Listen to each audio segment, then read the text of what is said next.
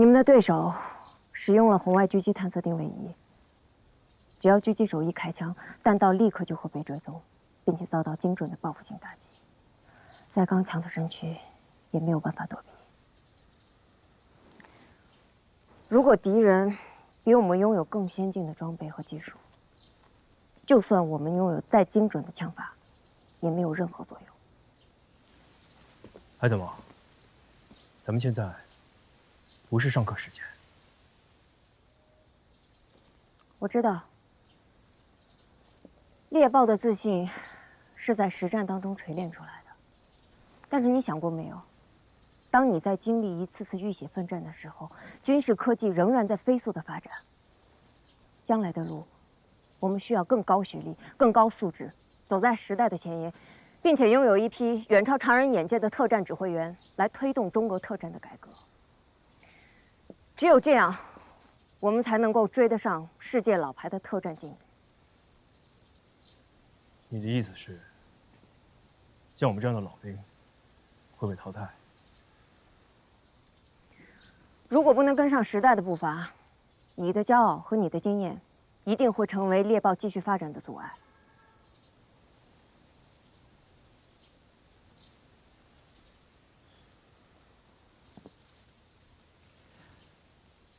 海德玛，课上见。明天出发之前，我会在信息指挥中心给你们所有人上一堂大课，让你们真正的明白自己将被淘汰的原因。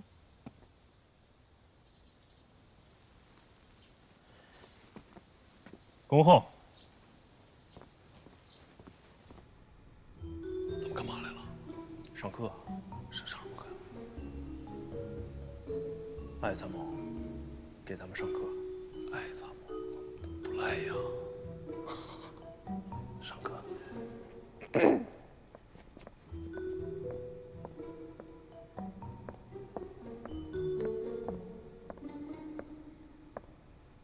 敬礼。礼毕。非常感谢大家今天能够抽出宝贵的时间，也感谢支队能把信息指挥中心借给我。今天这堂课的题目叫做“战争时代”。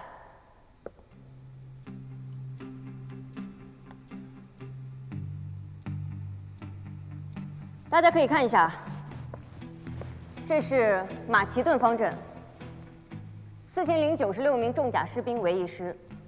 除了这4096名重甲步兵之外，还会有轻装步兵、骑兵、府兵，在两侧的机动护卫，总计8192人。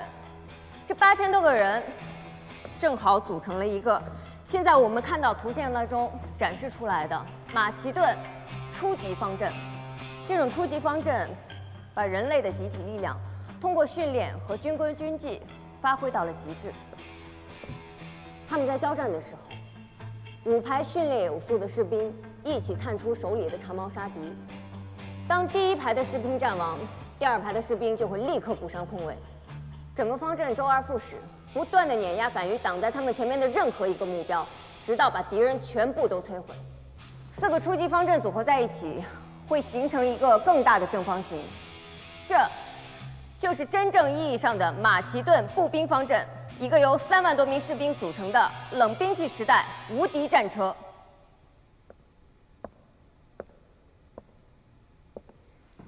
精英们，你们接受的训练、掌握的知识，远比古希腊时代多出几千年的沉淀。我想请你们思考一下，要用什么样的办法才能正面击溃这种步兵方阵？简单，用投石机或者派一队先锋骑兵打开突破口。不行，第一个来不及，另一个干脆是自杀。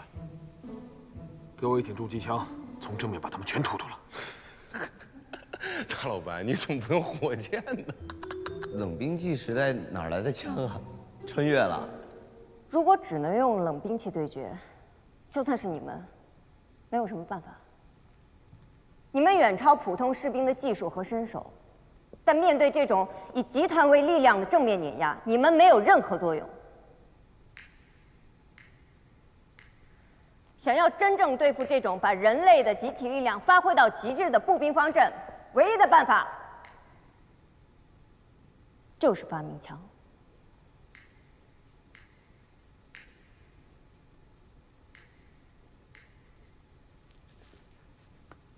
请大家看一下屏幕。虽然这种火绳枪现在看起来比较落后、比较原始，但是它的出现使得像马其顿步兵方阵一样的战术和冷兵器一起被枪械所代替，人类的战争形态进入到热兵器时代。在第一次世界大战期间，双方比拼的已经不再是体力，而是火力。机枪碉堡、战壕和铁丝网成为了那个时代最难攻克的战术组合。但是很快到了二战时期，这个王牌组合在以坦克为主力打出的闪电战面前，几乎是完全溃败。战列舰、航空母舰展开了最激烈的碰撞，争夺海上霸主的地位。而在他们的头顶，各种新型的战斗机以惊人的速度不断地更新换代。而这个时代被军事学家们称为大规模机械化的战争时代。接下来是海湾战争。上个世纪90年代，海湾战争爆发的时候，各国的军中精英还在兴致勃勃地推演，以美国为首的多国联军要以多少伤亡为代价，又要多少时间才能击败拥有77个师、总兵力高达120万的伊拉克军队。就算是足够激进大胆的作战参谋，也认为以美国为首的多国联军需要用大半年的时间才可以赢得这场战争。有悲观者甚至认为，美国会在这场伊拉克战争当中重新陷入越战一样的沼泽，被拖入旷日持久的战争，最终会以不光彩的方式退出战场。结果就是，他们错了。燕子，哎，咱们到底要说什么呀？我们就是固步自封的马其顿步兵阵。说完了吗？完了，您继续。中国特战部队如果想要奋起直追，就需要拥有一批高质量、高素质的军人，配合中国军工科研部门在演习甚至是在实战当中，对新型武器、新型战术进行测评，并且将数据反馈上去，推动中国军工科研向高精端时代发展，并以自身为榜样，把新型科技推广到全军。在这样的环境下，曾经武警特战的尖刀猎豹突击队，如果你们不能够奋起直追，与时俱进，一样要面临重洗，甚至是被淘汰。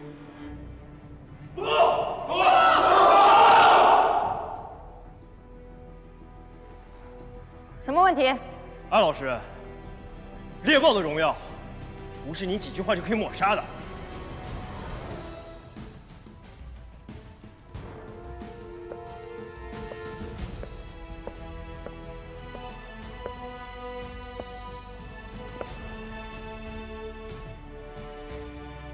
作为一名特战队员，你们的确非常优秀，用鲜血和汗水完成的任务，为研究提供了实战资料。但是，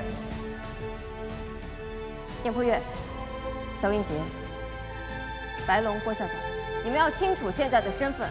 作为一名特战部队指挥官的学员，站在走向高精端时代变革的台阶前，你们可能连一名普通学员都不如。我们咬牙训练，看着战友倒下，拼死完成任务。我们不只是一份研究资料，更不会被淘汰。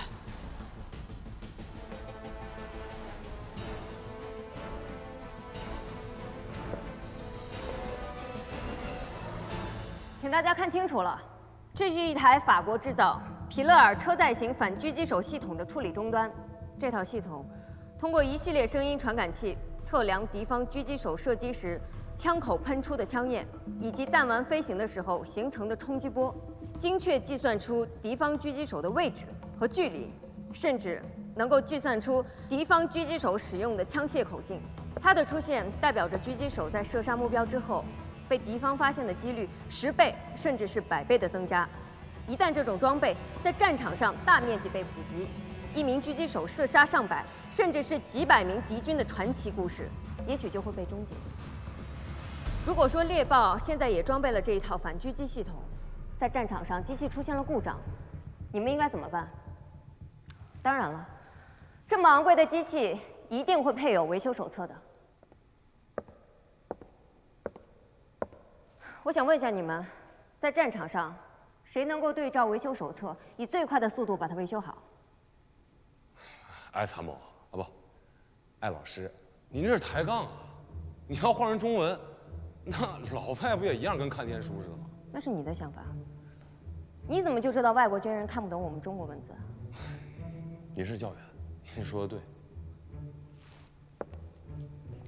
好，法文说明书太苛刻，那就换成英文说明书，国际通用语言。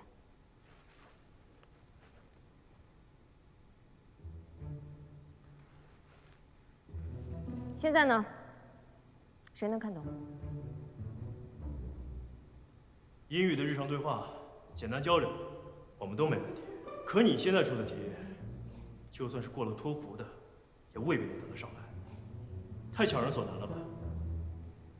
这很难吗？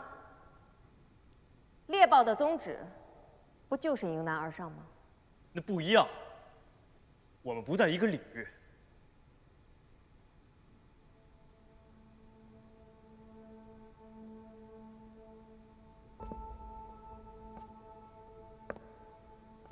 在中国部队高速向高精端领域发展的时候，你们一定会经常接触到类似这样的尖端设备。它们有一些是还处于国内小批量生产的试验阶段产品，另外一些是国家通过各种方法找出来的制式装备。到了那个时候，你们就会发现，你们所掌握的知识根本就不够用。你们必须要学会使用、保养、维护这些世界最精密和最昂贵的仪器，并且在演习和实战当中得到第一手资料，并将它们反馈上去，这样就可以成为中国军工科研单位最重要的参考。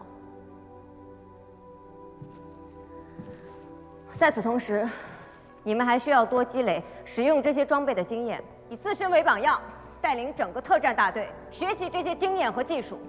这就是进入高精端时代，身为一名特战指挥员必须肩负起的责任。还是当大头兵好啊！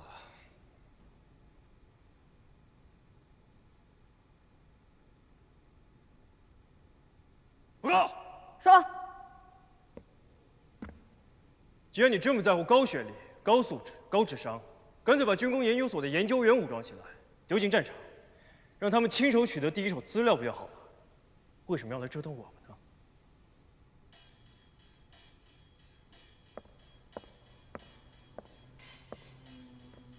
那你来跟大家说说，这是为什么？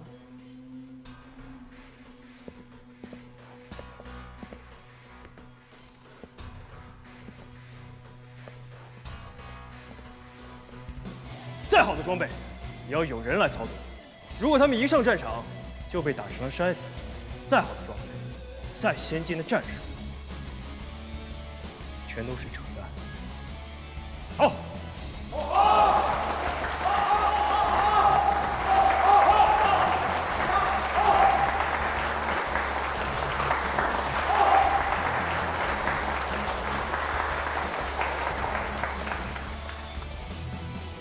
艾老师，您做惯了有空调的办公室，可能并不太了解我们这些没学历、没素质、没智商的大老粗现状。让我想礼貌地提醒您几句：特战队员是这个世界上最危险的职业。不要以为身体素质够好，意志够坚定，再训练一下，就可以成为猎豹。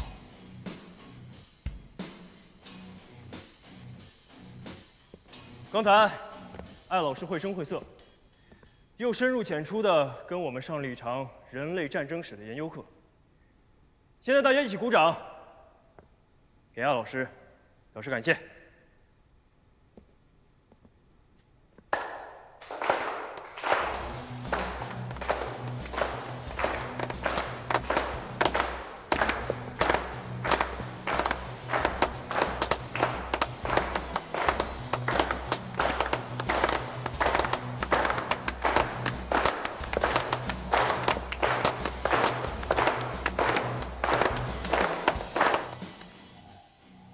几年不见，上来就拔猎豹的须子，你这是有意要犯冲动啊？意料之中的事情，不先激怒他们，他们就不会知道再学习的重要性。他们的军事素质已经到达了极限，要武装的还有头脑。我必须要让他们知道，人外有人，天外有天。是啊，要建设一支强大的现代化武警部队。他们的宿命就是无穷无尽的向前奔跑，而我能教他们的已经到头了。幸好你出现了。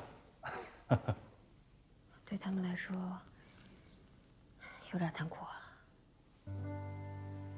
这次从各个部队抽调精英到特战学院参加培训，总部规定，半年后开始新的甄选，以选拔出的特战指挥员为骨干，组建新的猎豹。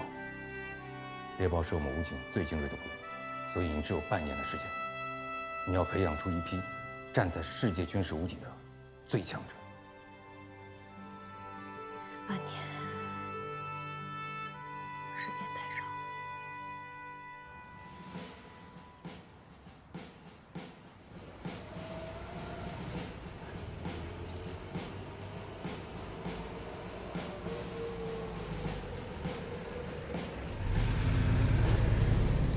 武警特战学院，欢迎你们的到来。我是副院长北启明，看过你们的资料，都是各部队的战斗英雄。但是从今天开始，你们的身份是武警特战学院作战指挥专业的学员，请你们从基础理论开始，储备专业知识和战斗技能，从而成为具备组织指挥能力、良好战争素养和顽强的战斗精神的高精尖的军事指挥人才。胜任武警部队特种作战指挥岗位任职需要的分队指挥警官。这位是你们的系主任孙斌教授。稍息。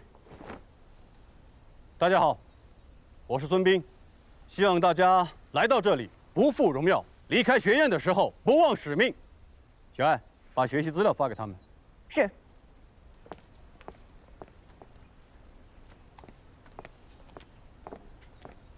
我是你们教员艾千雪，学生手册里面详细记录了你们宿舍还有教室的位置，以及机房、图书馆的使用时间。我希望你们以最快的速度适应环境和转换身份。明天是我和你们的第一堂课，为了不影响其他学员的进度，请提前复习资料。燕子，这艾参谋什么时候变这样了？以前在二四集团多好一姑娘啊！我从来都这样啊。不能够吧？我记得以前挺亲切的呀。现在才亲切，镇得住你们吗？我们经过最严格的考核，打击过武装毒贩，枪林弹雨立过功。他们这些文职，在我们面前再不端着点儿，来个下马威，上脚牌，哪来自信？哎，我说啊，就不能真诚点啊？这套路他怎么就玩而不腻呢？这资料还用预习吗？他老白，你还真来上学的呀你啊？不是，不然呢？镀个金，走个过场就完了呗。我不了解流程，但我了解金峰，他不会安排没意义的事情。哎，我跟你说，绝对想太多了。我敢打包票，就刚才那系主任啊，咱猎豹3天的训练量都打下不来。人家多大年纪了，你跟人家比？燕鹏远，你站那儿别动，等我下来啊！谁呀这是？我你都瞒，是不是兄弟啊？我不认识。装啊，你就装吧。真不认识。人家说了，让你站那别动。长得帅就是好啊！哎呀，干嘛去？人马上下来了。来！你好，我叫肖云杰，燕坡月的战友、发小、好兄弟，老听他提起你，都听成熟人了。你看，不可能！啊，冤家路窄啊，还记得我吗？我们认识吗？你把我给绑树上，你这么快就给忘了？哦，你穿常服，我没认出来。上次对抗演习，你是敌方，对不住。我是参战人员吗？我身上有蓝军标志吗？之前你拍那二凳子一下子使劲就打呀。百闻不如一见，久仰大名，久仰。我告诉你，我上次是失误，重大失误，风水轮流转。燕破月，没想到我们还会再见吧？我告诉你，我现在在作战指挥专业读研究生，是你的学姐，你以后给我等着。好，我等着。哎呀，学姐，开玩笑，不要心里去，多多关照。再见。燕破月，你不要把来学院上课想的那么容易，你会尝到被碾压的滋味的。未来生活是真丰富啊！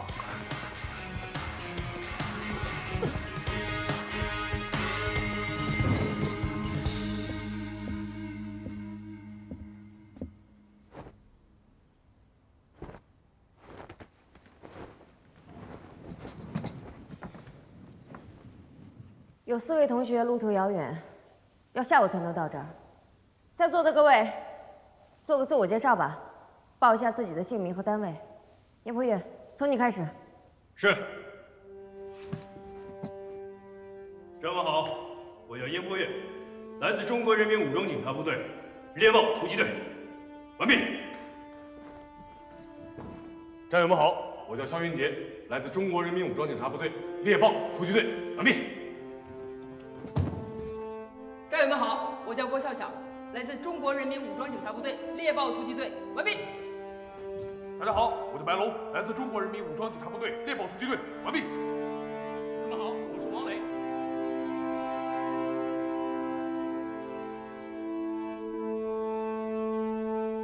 这里是特战学院，是你们取长补短、继续深造的地方。标准只有一个，既要有新时期信息化的作战指挥能力，又要有过硬的身体素质，还要非常熟悉地掌握高精尖装备的应用。你们如果想要成为笑到最后的强者，就需要你们每个人一起努力，用团队的力量去取得胜利。接下来的半年里，每个月会进行一次体能和文化的考核，不合格的学员将直接面临淘汰，返回原部队。可能我说的还不够明白，这一次是你们在整个部队生涯当中最为严峻的一次考核。上级特别要求了，取消周末休息，全面开始训练，合格的留下，不合格的回去。认为自己做不到的，现在就可以出去。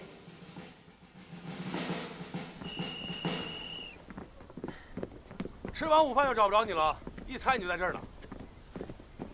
上午上课自报家门，也没看出哪个特别突出的呀。那不还有4个没来呢吗？也不知道哪个单位的，谱这么大。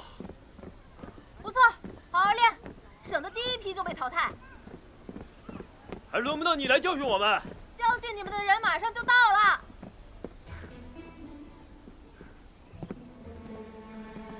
学姐，你说这话什么意思啊？下午上课你们就知道了呀。别下午上课了，就现在吧，小道消息，透露点啊。嘴干，说不了啊。简单，您请。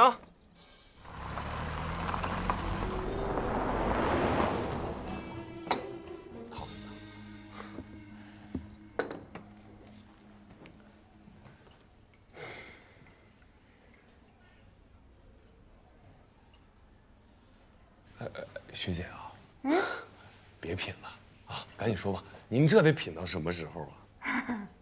免费的就是好喝。嗨，啊，嗨，学姐呀，你想要单独跟我相处你就说呗，你也就是一学员，你能知道什么呀？你们特训班的学员资料都是我替系里管理的。不然我怎么可能会知道燕破月要来？告诉你，你们班最厉害的不是燕破月，而是马上要来的那4位。吹吧你就。好了，我不白喝你的，我让你知道知道，你的对手有多厉害。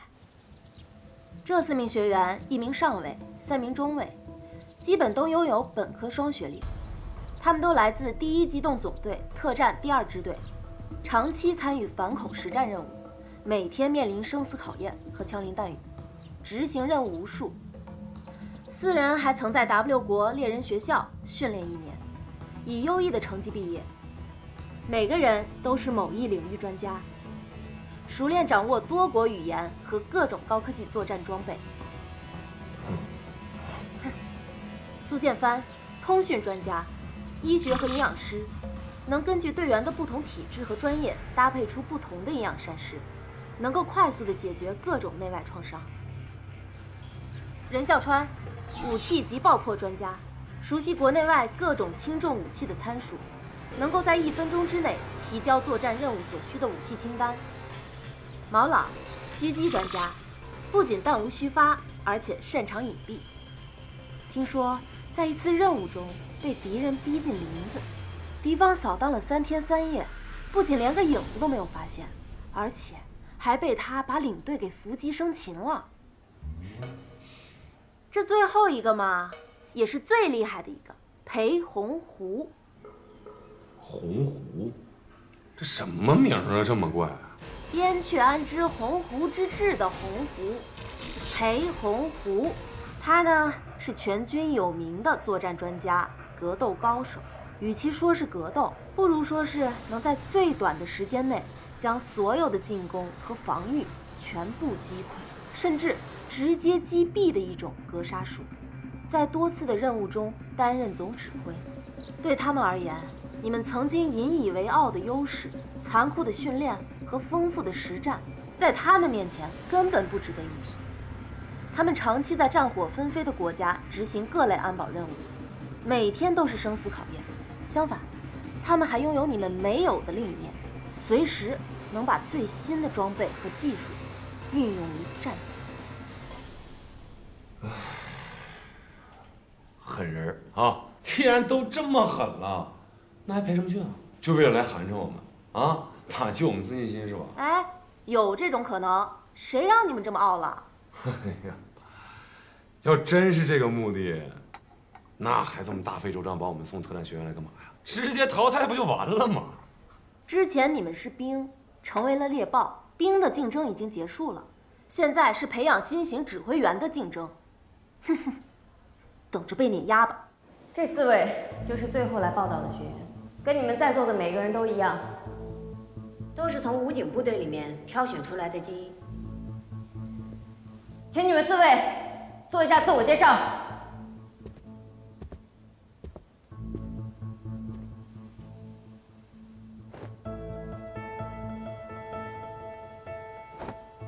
同志们好，我叫裴洪湖，燕雀安知鸿鹄之志的鸿鹄，来自第1机动总队特战第2支队。来这儿报道之前，我刚刚申请改了名字，从今天起，希望大家叫我的新名字，我叫裴帕燕。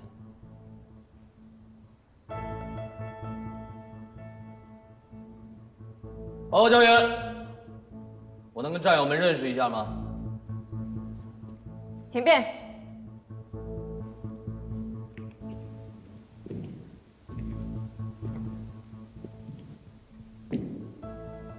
燕破月，久仰大名啊！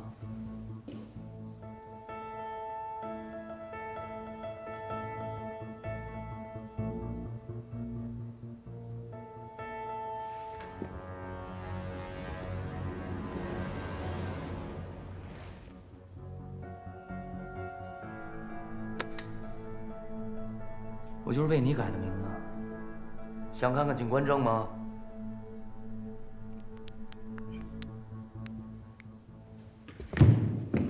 这里靠实力说话，不是靠名字。我想我有这个实力。对了，忘了告诉你了，我刚有个想法。半年之后的考核，如果我拿了第1，我就改名裴灭燕。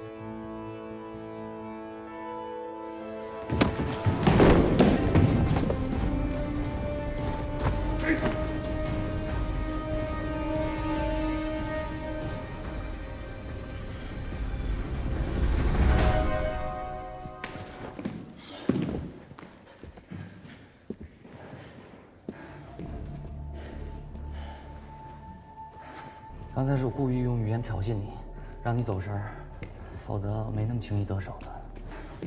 行了，这次就算个平手了，好吗？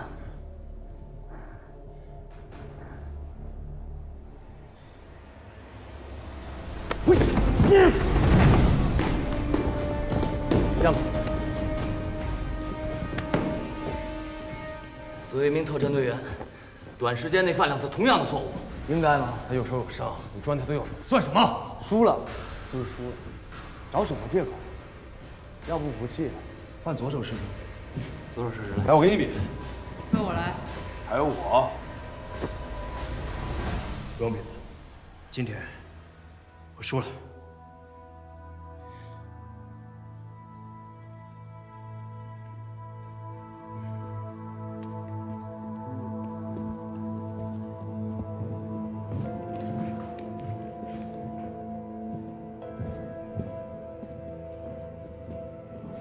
下看去。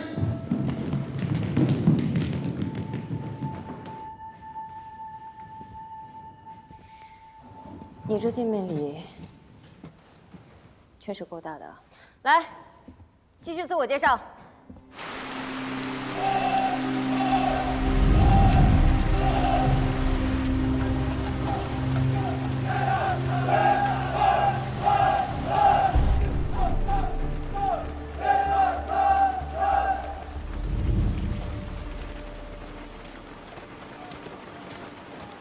支队长，禀报，2件事。第一，上级要选派女狙击教官，这个位置我考虑啊，对于冷静比较合适，毕竟你们都是猎豹的元老级人物，能发挥它最大的作用。这件事对于冷静来说是好事，但是还是要征求下他的意见。他一直是你的下属，我尊重你的意见。只要你不反对，我去找他聊聊。我没问题啊。好，第2件，这次啊，不是一般的竞赛形式，是各国联合比武。目前恐怖主义游走在各国的边缘，一旦我们的部队靠近，立马逃到邻国。就算我们再训练有素，装备精良，面对已经逃入邻国边境的恐怖分子，也没有什么办法。所以，想要有效地打击恐怖主义，必须是各国政府携手合作，再也不给他们可乘之机。这难度提高了。是啊，这次各国的反恐作战专家和指挥官都要聚集在一起，信息共享，共同指挥，还要发出各种作战指令，更要在当中评定出各国的综合素质，评出名次。支队长，我有个想法。你是想，还是派燕破月他们去？支队长，您放心，要派我肯定派最强的队伍。但是现在，不是还没分胜负吗？裴他燕他们有海外受训经验，跨国协同作战是有优势啊。那，您能不能给我点时间，让我考虑一下？上级很重视，我相信你会处理好的。是，我一定尽快给您个方案。嗯。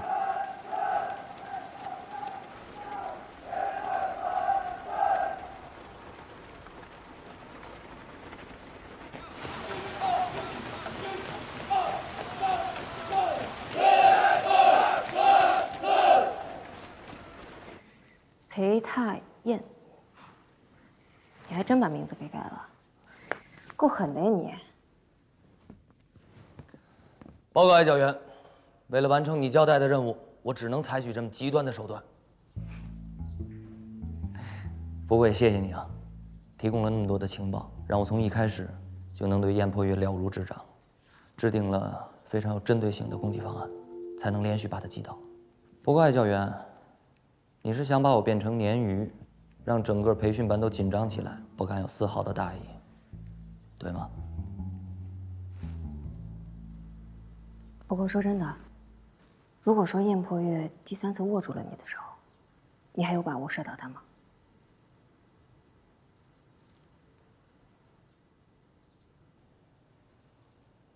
如果他第3次真的握住我的手，我相信倒的人是我，因为前2次我利用他身体上的旧伤和性格上的缺陷，能够连续击倒他，但同时我也暴露了我的体能、我的行动习惯。所以，如果真的有第3次，他一定不会放过我。可他没出手。燕破月，到底还是长大了。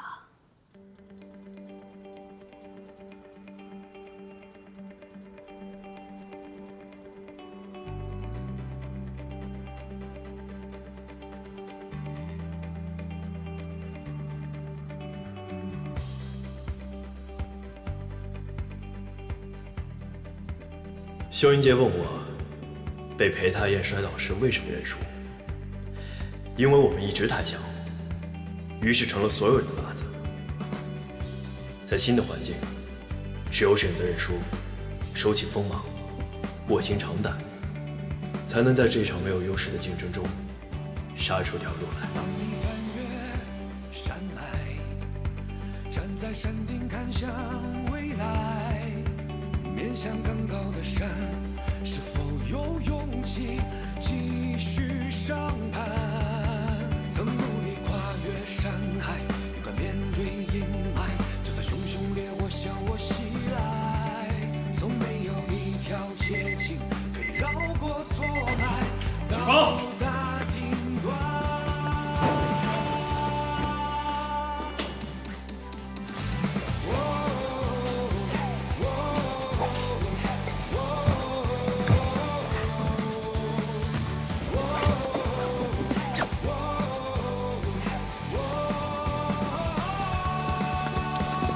哟，这么快？醒了吗？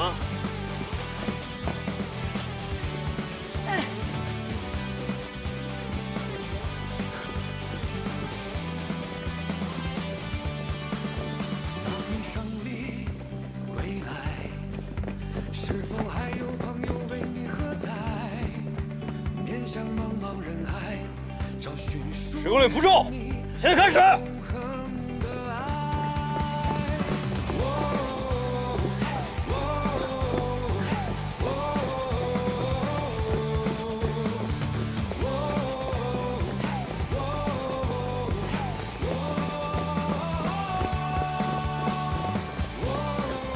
燕子，他们包好像比咱们重，他们应该20公斤，比咱们多5公斤。林姐，是25公斤。你听他带我，别动这希望。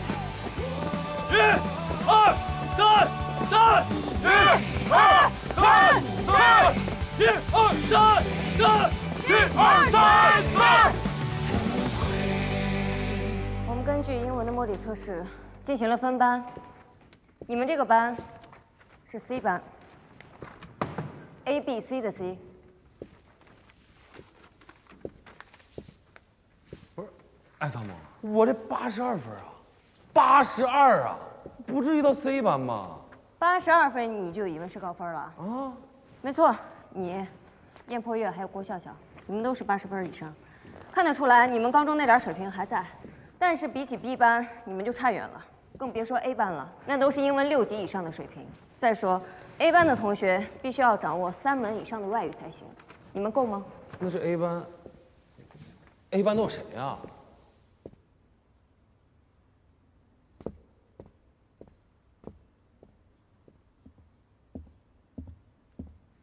？A 班的同学有裴踏燕、毛朗、任孝川、苏建帆、顾萌、徐光荣，还有陈华。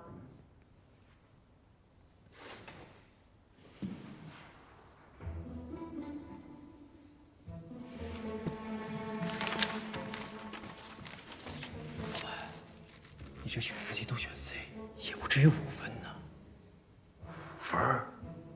大老白，5分？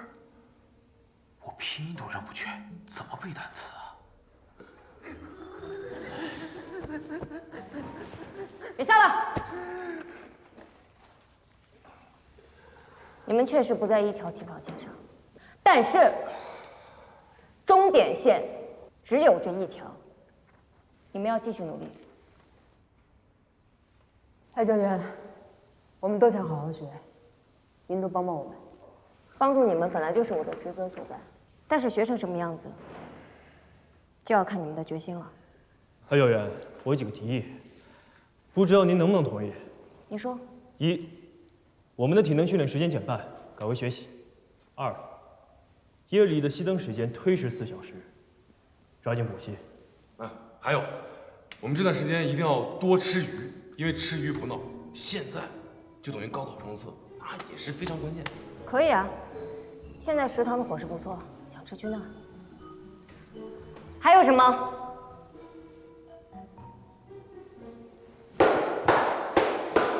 哎，各位，今天坐在这儿的都是精英。现在，我们面前横了26个刁钻耍滑、六亲不认的字母，只有战胜他们，我们最终才有走到终点的可能。